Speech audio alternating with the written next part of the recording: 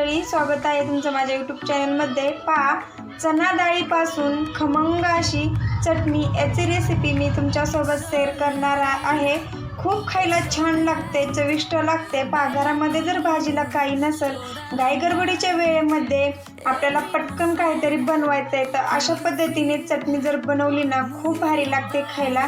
चला तर मग वेळ न घालवता व्हिडिओला सुरुवात करूया। मी इथं हरभऱ्याची डाळ घेतलेली आहे, 1 वाटी घेतलेली आहे। आपल्याला अर्धा तास ही डाळ भिजून घ्यायची आहे। पहा, मी अर्धा तास ही डाळ आहे ना भिजायला ठेवली होती। छान अशी आपली डाळ इथं भिजलेली आहे। पहा, असं बोटांनी ना तुकडा करून पाहायचं त्याचा। पहा, मस्त पटकन असा तुकडा होतो याचा। छान अशी डाळ भिजलेली आहे। इथं आपल्याला घ्यायचं आहे मिक्सरचं भांड। आता ही डाळ आपण मिक्सरच्या हरभऱ्याची डाळ मिक्सरच्या भांड्यामध्ये टाकून घेतलेली आहे। ह्या डाळीने आपल्याला एकदा मिक्सरमध्ये फिरवून घ्यायची आहे। जास्त पाण्याचा वापर करायचा नाही। याच्यामध्ये मी फक्त अर्धा कप पाणी घातलेलं आहे आणि आबडधोबडच डाळ काढून घेतलेली आहे। आणि आपण लाल मिरच्या पिकलेल्या, पहा, लाल मिरच्या घालून जर बनवली ना खूप छान लागते। आणि याच्यामध्ये तुमच्याकडे लाल मिरच्या जर नसतील तर तुम्ही लाल तिखट पण वापरू शकता आणि हिरवी मिरची सुद्धा वापरू शकता। मी इथं घेतलेली आहे पिकलेली लाल मिरची। 1 चमचा मीठ घेतलेला आहे, थोडेसे जिरे घेतलेले आहेत आणि 1 लसणाची कुडी घेतलेली आहे। आता आपण हे सर्व साहित्य मिक्सरच्या भांड्यामध्ये टाकून घेणार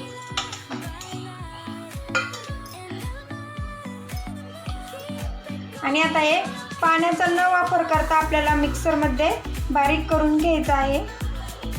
पहा, अशा पद्धतीने बारीक करून घेतलेली आहे चटणी।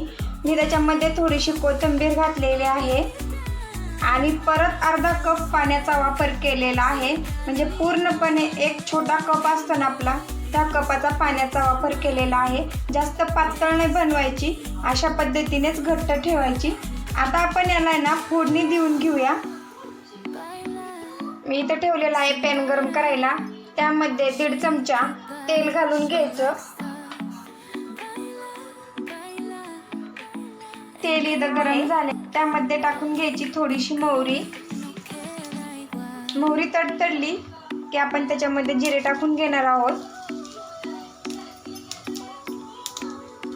आता आपण जी हरभऱ्याच्या डाळीची चटणी बनवून घेतलेली आहे ती अशा पद्धतीने तेलामध्ये टाकून घ्यायची आणि 1-2-3 मिनिटं ना छान आता ही परतून घ्यायची। अशा पद्धतीने परतून घेतली ना खूप छान लागते।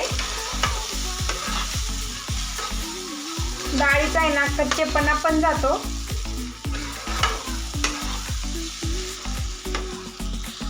अशा पद्धतीने परतून घेतली ना थोडीशी चटणी तर खराब सुद्धा होत नाही।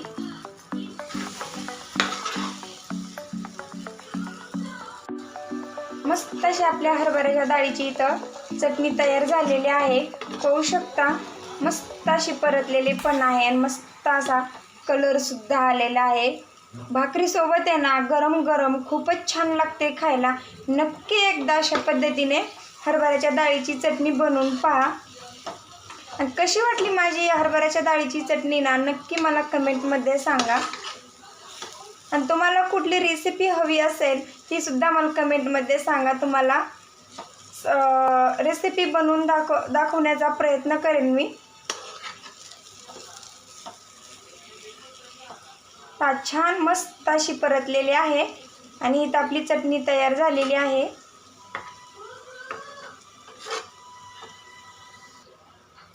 चॅनलवरती जर नवीन असाल तर चॅनलला सबस्क्राईब करायला अजिबात विसरू नका। पुन्हा भेटूया असेच नवीन रेसिपी सोबत। तोपर्यंत धन्यवाद।